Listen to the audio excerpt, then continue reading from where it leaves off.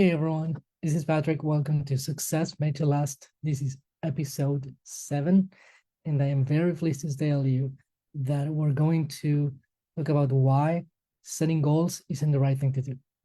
I am going to show you what to do instead, and more importantly, to share a story of how I discovered the mistake I was making by pursuing goals that were not mine. With that said, today's episode will be divided into a few sections. It will be a short one today, but that's okay.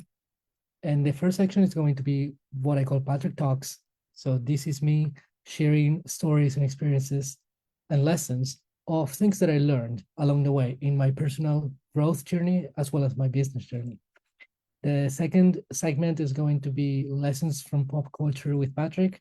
That is the moment where I take elements of pop culture like video games, movies, and series, and I try to draw personal development lessons from them and share it with you. It's really exciting. That's one of my favorite parts of these live streams. And last, I am going to uh, do an AI experiments with Patrick. So every week I do some sort of AI experiment that helps me improve my life in some way. To me, AI is a big procrastination killer. It helps me do things that I wouldn't have done because I had no idea where to start or how to continue. And it also helps me simplify things that I already do. So this is a really powerful tool. And the more you know, the better you will be. With that said, let's get started. And just keep an eye that drop your comments. Every time you have an aha moment, you hear something that's super relatable. And also, so we're clear, I wanted to share a little announcement as well. I signed up to a public speaking contest called Your Next Speaker. This is a speaking tournament, virtual, hosted by Richmond Dean and Kaylee Chu, who are two big business coaches in the online world. And I have this opportunity to share my stories, my lessons, and my concepts on a stage. And if I win, there will be a money prize, which I would be very looking forward to gain. But at the same time, there is a much bigger opportunity, which is to be featured on Your Next Top Speaker magazine, which is a monthly magazine that is sort of new. Wish me luck. And today I will show you a significant part of the speech that I intend to deliver, which is called setting goals. Stop setting goals, right? Well, let's get started. So, Patrick Talks. Let me give you my quick introduction, and we can dive right in.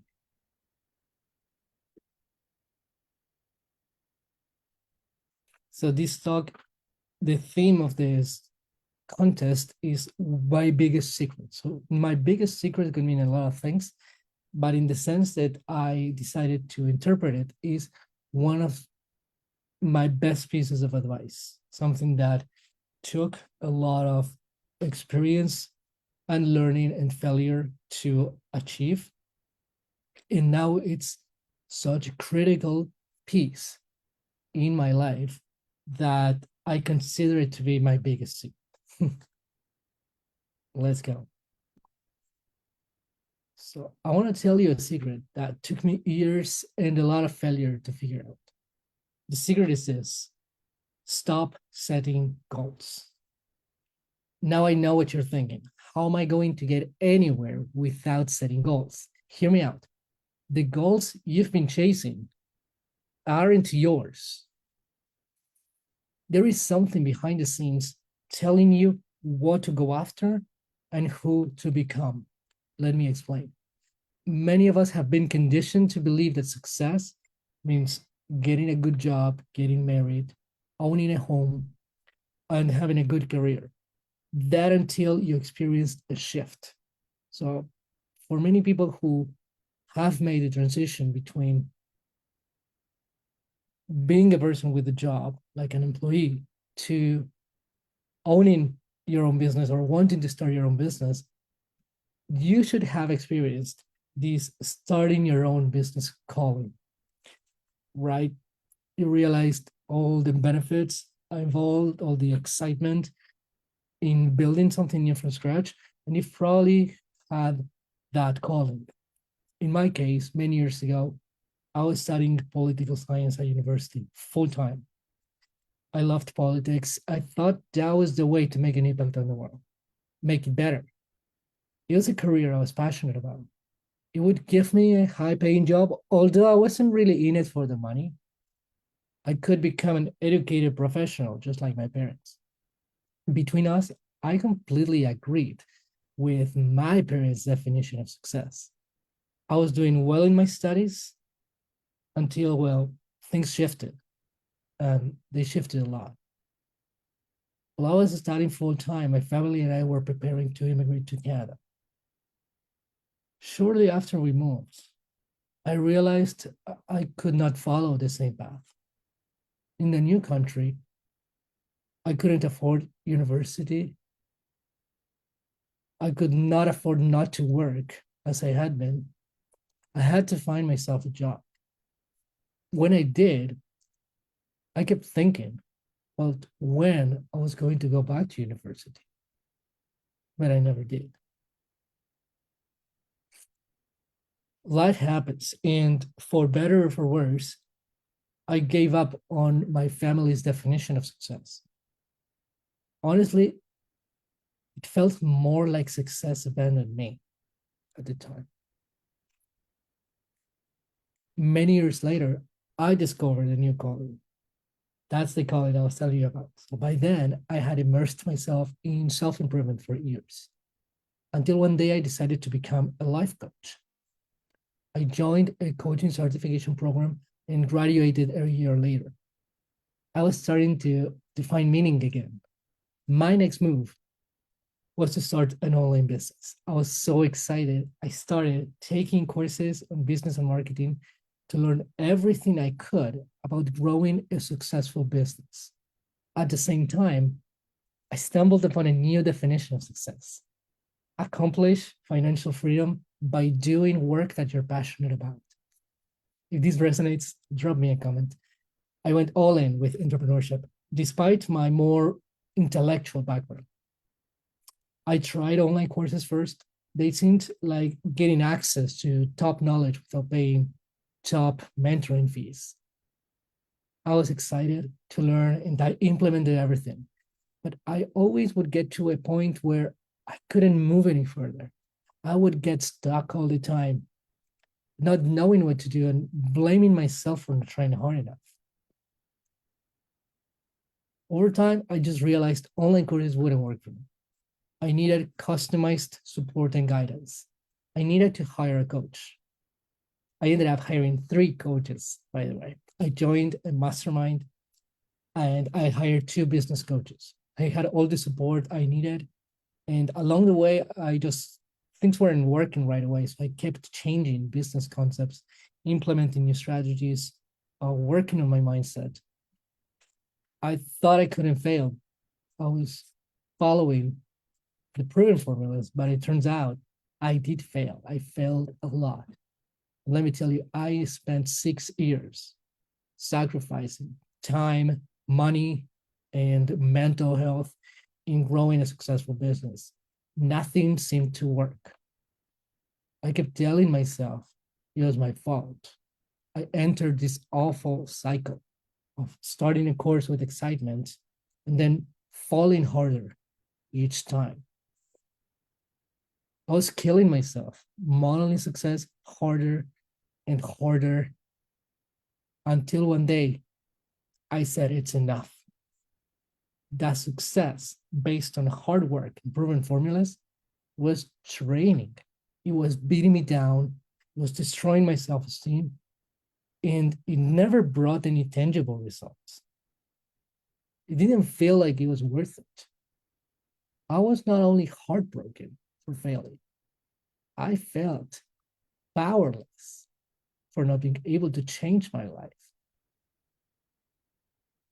Don't you feel like a fraud for wanting to change the world and not being able to change your little life?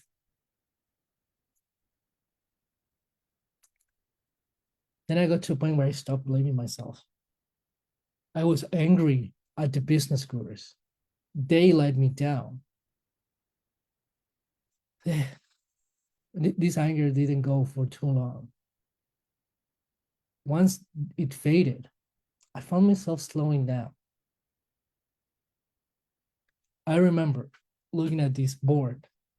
I have a cork board on one of my bedroom walls. It is filled with affirmations, photos of my family, an image of a sea of $100 bills. But there was one more thing in there, a sheet of paper titled Three Most Important Questions.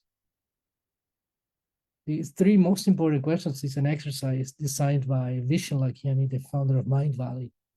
The purpose of this exercise is to uncover what I now call your lifetime objectives.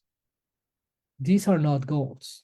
These are experiences of happiness and fulfillment in your life. Experiences that are not a means to an end. They are perfect for what they are.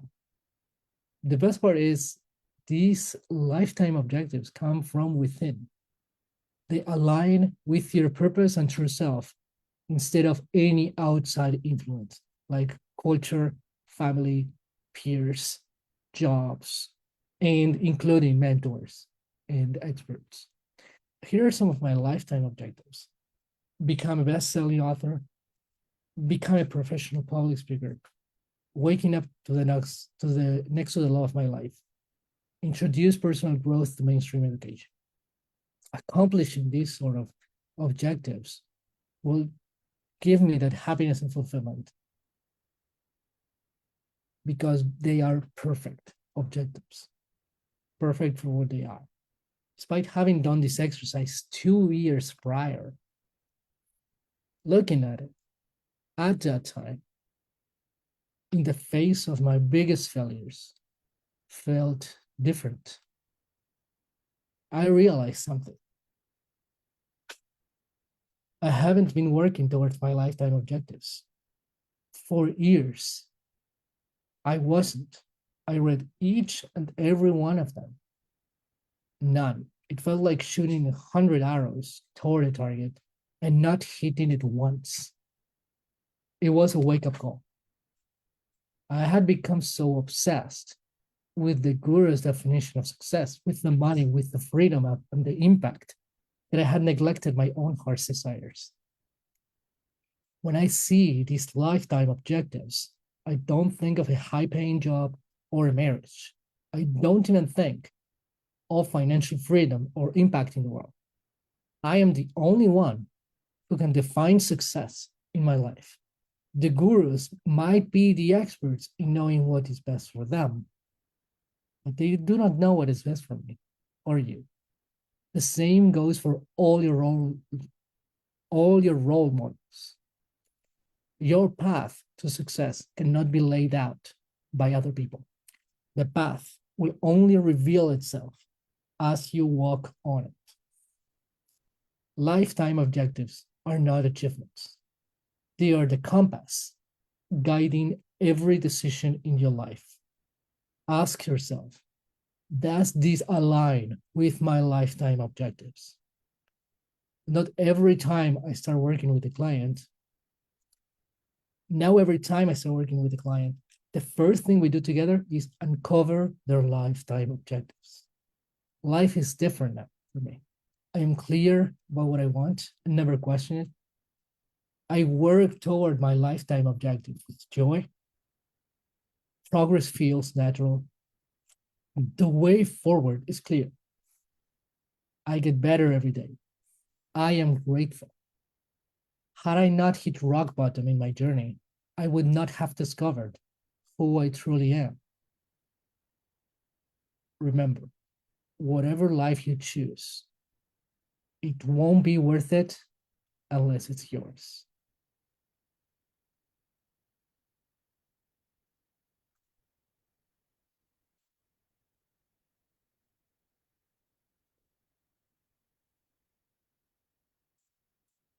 That was Patrick Talks.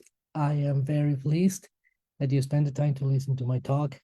This is a first draft of the speech that I will deliver in the contest, your next top speaker. And if any of this resonated with you, please drop me a comment. I'll be happy to read and respond to what resonated with you, any aha moment that you had. And hopefully, if I've done my job right, you should have experienced a shift. A shift can happen within yourself from the experience itself. It's not just information and implementation, it's an experience that only you and I share, and all the other viewers who are here watching. It's a unique experience that could change you. Let's look at the comments.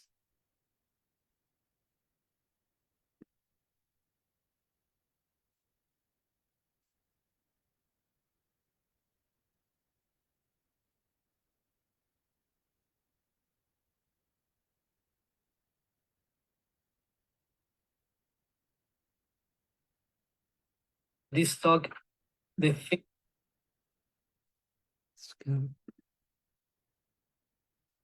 That was my Zoom on Facebook. Great. Well, we can move to the next section, and that is lessons from pop culture with Patrick.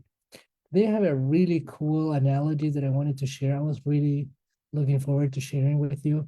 So just to remind you, lessons from pop culture with Patrick is me analyzing characters, stories, and moments from series, movies, and video games so that I can draw some sort of personal development lesson from it.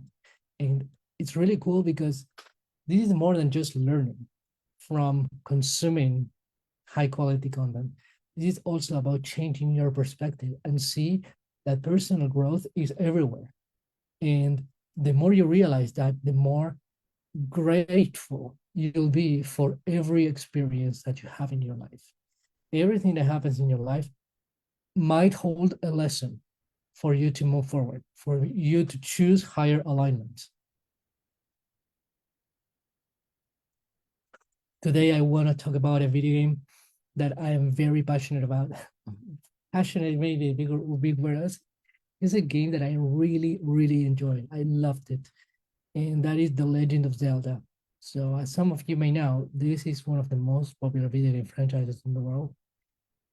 And since the last gaming system came out, Nintendo Switch, before Nintendo Switch 2, obviously, we saw these games, these new generation Zelda games called Breath of the Wild, Legend of Zelda Breath of the Wild, and Legend of Zelda Tears of the Kingdom, which is a direct sequel. And there is something so fascinating about these two games. I could talk about it for hours, to be honest.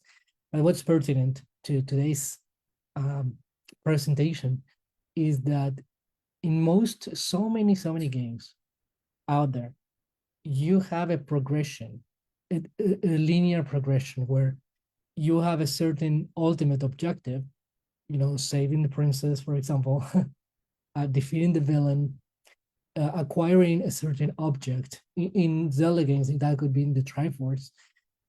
Defeating the villain could mean defeating the evil, which is mostly represented by Ganondorf, the antagonist. And saving the princess is a literal princess whose name is Zelda. So there's always that big objective that you're supposed to follow. And usually it takes a series of steps. You have to go through events one after another to let this story unfold first, because things could be, they happen as you go. Also, you become stronger. You gain more experience by fighting more, exploring more, doing puzzles. You gain items, equipment that help you move forward with your journey. For the most part, most Zelda games are linear. In fact, most video games are linear. But in the latest games of Zelda, they broke that formula, giving the player the possibility to face the final boss immediately after the tutorial level was finished. And that is definitely an interesting concept. So, what why is it relevant that we have that possibility? Well, one of the biggest intentions of Nintendo developers when they did this was to give players as much freedom as possible. Instead of just going through the story linearly, they could do it, they could change the order, including fighting the final boss first. So, how is this related to personal development? Well, I want to introduce to a concept that I like that I call context. As simple as that word sounds, a lot of the business and personal development advice just ignores context. Context is what's around you. I have given what's around you, including, your home, your family, your work, even some things that are more personal, like your mindset, your skills, your profession, all the things that you're good at. And that context is ultimately what determines your chances to succeed. A lot of people think that success comes down entirely to the individual, comes down to them, being relentless, working hard, learning a lot, being rejected and then continue, being resilient, failing and getting up, failing and getting up, and hustle, right? Or if it's not, the hustle option, it's more like, okay, I will meditate, I will sit down for a million hours and meditate and manifest everything that I want. So it's almost like it's always about the person alone doing the entire work. And by alone, I don't mean just not surrounded by other people, but also not surrounded by circumstances that make your life your life. That's what context is in a general sense. In a more specific sense, I came up with my own definition of context, which I think will be really helpful. It is the sum of one person's advantages and disadvantages. That's it. So when you have a certain objective that you would like to achieve, in my case, I want to become a professional public speaker. I know that I have some advantages, like experience giving presentations. I may not be the best speaker, but I know I've delivered a lot of presentations, so that's an advantage. A disadvantage for me is that people don't know me. That's not an excuse. This is what very, very key distinction. It is not an excuse. It's just a reality. It's not something that I'm gonna use to say I can't do this. It's something that I'm going to look at and say, yes, this is getting in my way a little bit. Do you see the difference? And when you see something getting in your way, you can work with it. But I'm getting ahead of myself.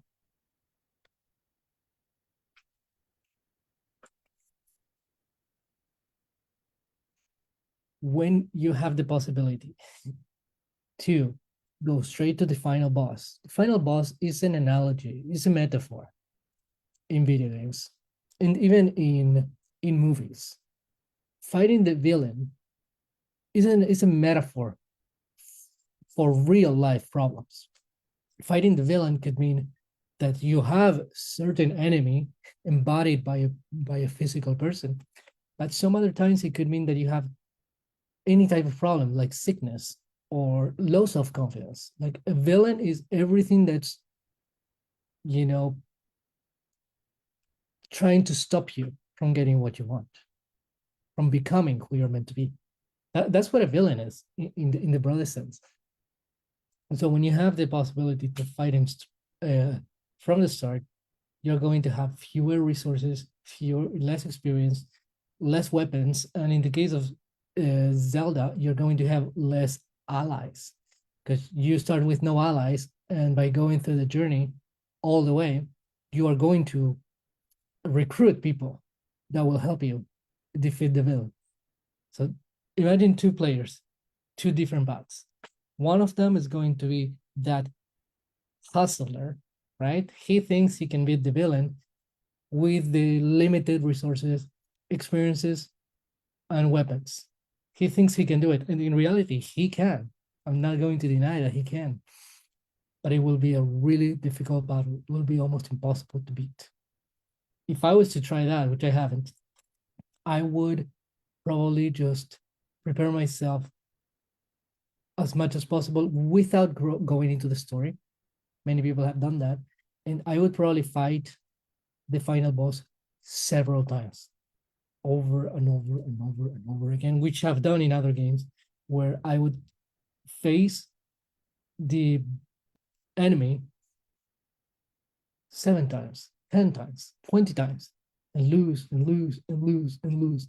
And every time you lose, you learn something more about the pattern of attacks that the enemy has. This is like a basic video game.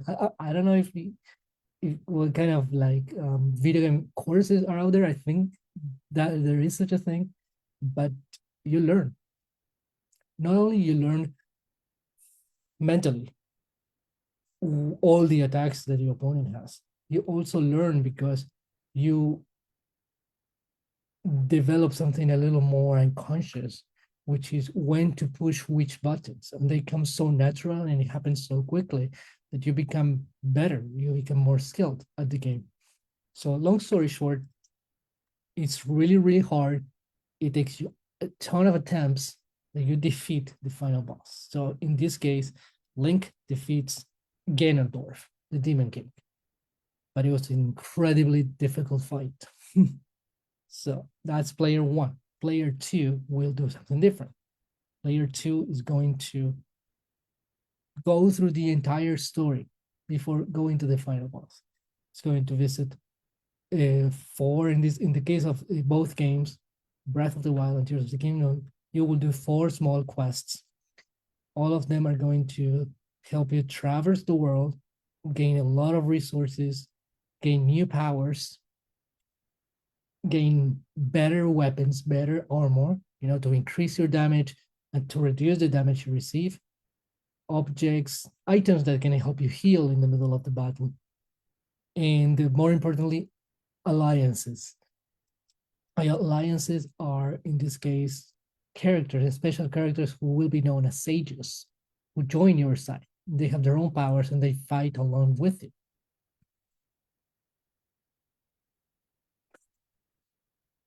Then, once you finish the entire story, which includes actually more than 4 quests, you have another 2 after that. You face the final boss and you win.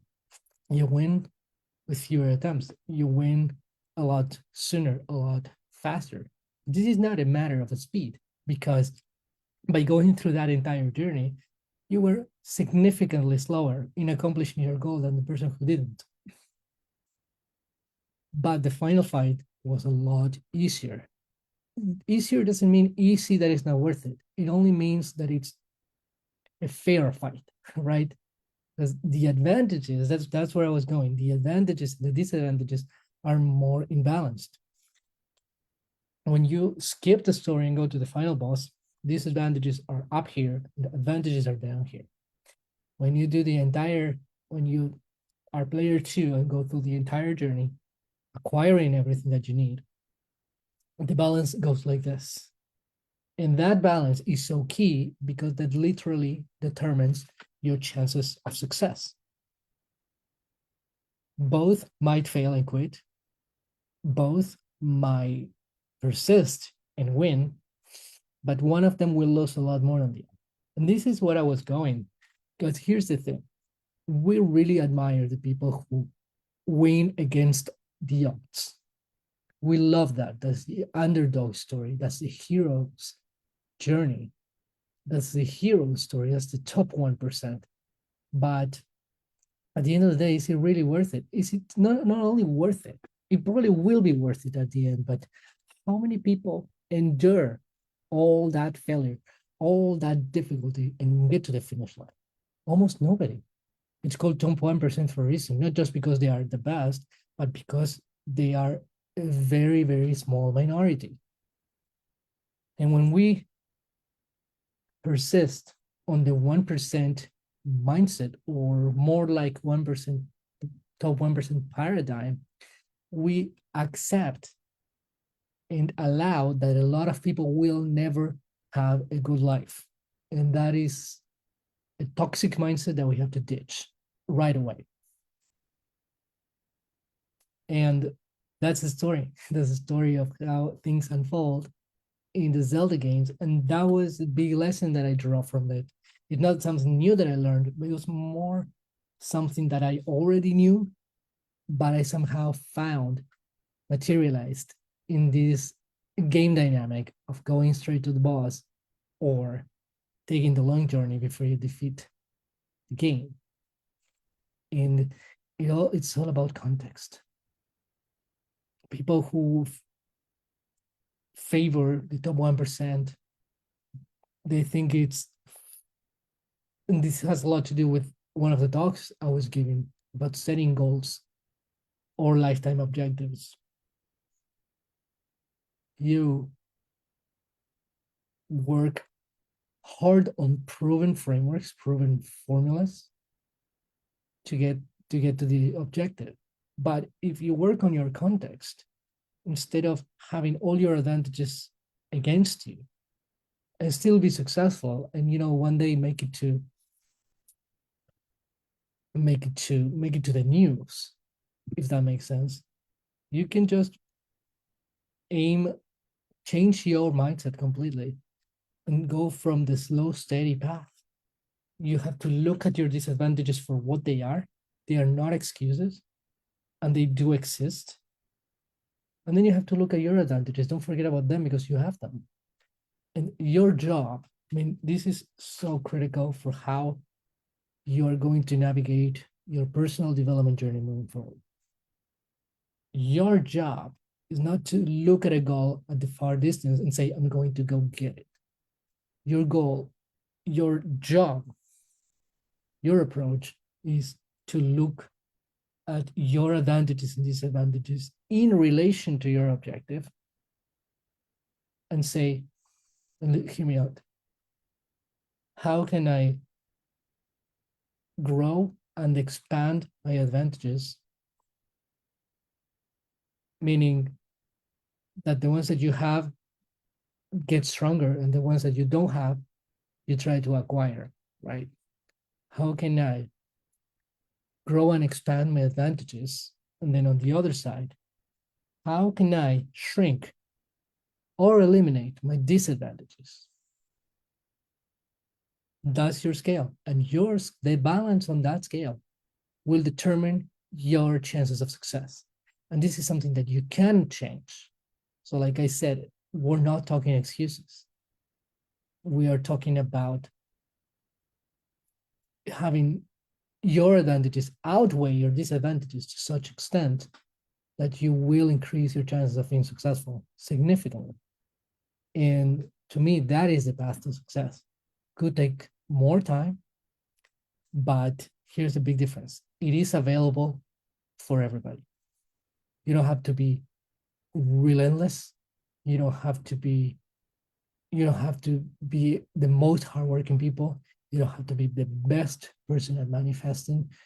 And you don't have to sacrifice so much. You don't have to sacrifice all that time, all that hard work, your mental health, and often your physical health to accomplish your goals. Because here's the thing, a lot of people just like me sacrifice all those things. That was my past and still don't make it.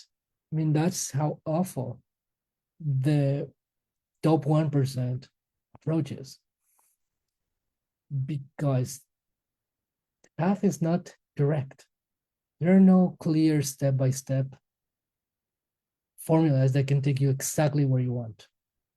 That doesn't work for everybody. And I dare to say that works for a very small amount of people. So let's do this instead. Look at your context, work with it, continue moving forward, even if it's slow. And sometimes, trust me, it won't be slow, because once your advantages outweigh your disadvantages, you will start moving a lot faster. And that will give you that momentum and create that ripple effect that will eventually help you accomplish big things quickly. But again, it's not about the speed. It's about going through the journey, gaining experience, acquiring weapons, right? Good armor, making alliances, and defeat the game, defeat the final boss. That was Lessons from Pop Culture with Patrick. Thank you for tuning in. I was very glad to share this Zelda analogy to explain you context in personal development. And now we're going to move to the next segment, which is AI experiments with Patrick. Today, I want to introduce you to a very powerful tool that I created. So I want to share with you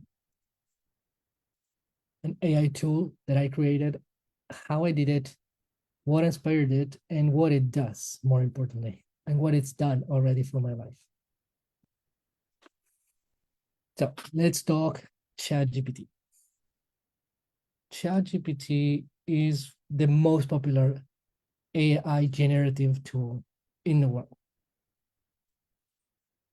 And by now, I think I don't even need to introduce it. I think everybody knows ChatGPT in various degrees, right? You can know a lot about it. You maybe know very little about it. You haven't used it. You use it a lot. It doesn't matter. So ChatGPT has a feature called custom GPTs, which are probably a little newer for some of you. Custom GPT is like a customized version of ChatGPT that anyone can build. Like anyone has enough access, features, and to build it. And the purpose of a custom GPT is that instead of letting AI do everything about do anything about everything, make it like a generalist, you can give it specific, really specific tasks, which with the right instructions, with the right training, it will perform at a much higher level, way superior to humans between us. And inspired from that idea, I remember I found many custom GPTs within the app ChatGPT. You can find custom GPTs built by other people and made available to the public. It looks like an app store, and you have things like a grammar corrector, writer, sales copy writer. You have public speaking. I think there is such a thing like a public speaker writing app. I use one for videos. You can give a draft to this custom GPT and get video scripts that are like optimized and have a certain structure, to gain attention and keep retention. So you have all these chats. You can have one that acts as a therapist, another one that acts as a coach. I even found one recently that helps you draft legal documents, which I found super helpful. If you have a website and you need to write a privacy policy, you can do it very quickly with this custom GPT for law documents. Also, if you do get one of those, just keep in mind that any legal document has to be reviewed by a lawyer. It's not as simple as saying, okay, I can just copy paste this, and if anything goes wrong, it's ChatGPT's fault. Like, it doesn't work like that. But anyway, let's get on track. Wow, I was excited about that idea, custom GPTs. It looks so good, and then I decided to build my own. And what's really crazy is that it's not just building stuff because I think they're cool. Obviously, that's a big motivation for me, to be honest. But at the same time, I was dealing with a problem. Remember what I said earlier. ChatGPT, AI in general, is the biggest procrastination killer you can have. In my case, I had developed this beautiful coaching model called the Four Walls Framework, which helps you set your objectives, your lifetime objectives, and make a plan and be consistent and track your efforts and adjust your strategies. Like, it does all of that for you, with you too. But my problem was that I wasn't implementing this because it seemed like so much work. I remember grabbing these templates that I had built and trying to do everything and write stuff all the time, and then sometimes reorganize the order that I was saying them. So, the process of writing can be messy, even if you have prompts, even if you are just answering questions. And then I said, you know what, I am having a really hard time following this framework. And I always think about this. There are two things that I always on the back of my head when it comes to my own systems. And that is, first, I must use it. It sounds very simple, but I find that so valuable. Every system that I built, whether that is the four walls framework, my coaching model, or the one page game, my journaling method, I must use it myself. That's standard number one. I must use it myself. Second is that every time I'm using them and I'm having a hard time completing the assignments or staying consistent with the habits, I start to think if this is difficult for me, it will probably be difficult for my clients. So when that thought hits, I start rearranging things to make sure it will be easy to use. With that said, I had the four walls framework and I wasn't using it. Very bad. So one day I said, I would love to have a custom GPT that is trained in the four walls framework. That sounded like a very ambitious project. I thought it was going to take me a really long time to build, but it turns out I managed to build it and it's working wonders. So, to give you more insight on my AI experiment, I used AI itself to help me create my custom GPT. So, I opened AI and I said, look, this is what I'm trying to build. Can you help me? So, it instantly became this guide robot for me to build this custom GPT step by step. So, this tool will be my four walls framework AI version. So I did, and then I kept adjusting things because to me AI is an assistance. It's assistance, it's not outsourcing. So I used AI to assist me in this. And then there was some back and forth because I always like to read everything that's saying. I always love to make suggestions, make changes. Ideas come along in the middle of the creative process. And then that's how we create something really good, really meaningful. So once I had it, ChatGPT itself gave me the instructions on how to do that in the custom GPT builder platform, and I did, and it was ready to go. In fact, it is ready to go. If you would like to know about this, if you want to get access to my four walls now, four walls coach, drop me a comment and I would be happy to share that with you. Now, here's what it does. It starts with a long assessment. In the context of my framework, that's called the foundation phase. It starts with a long assessment to know exactly first what you would like to accomplish, and second, where you're at in that journey. It will ask you questions about your advantages and disadvantages to determine your context and your chances to success. Your chances to success as your situation is today, right? That those chances will increase over time as you do the work. And then it's going to get into a planning phase, and then which is phase two. And then it's going to get into an implementation phase. So that's the fun part where you start to determine the exact action steps that you'll be taking. And this is not some guru's framework that people tell you, oh, this is the path that worked for me, and it's the path that worked for you. Like it's something different, it's something fully customized. And sometimes if you do find a good expert, which you think you should follow, you can share that information with ChatGPT, with the custom GPT, and say, look, this is the framework that I'll follow. This is the system that I want to use to accomplish my objective. And ChatGPT will guide you into implementing that as well. It's going to go and lay out the steps, but more importantly, the habits. Because to me, everything comes down to habits at the end of the day. So there will be some back and forth for you to make sure that what ChatGPT is recommending resonates with you. It's something that you can implement. And then you're going to give things a shot. You're going to end up with a plan for the week, and you're going to start implementing everything.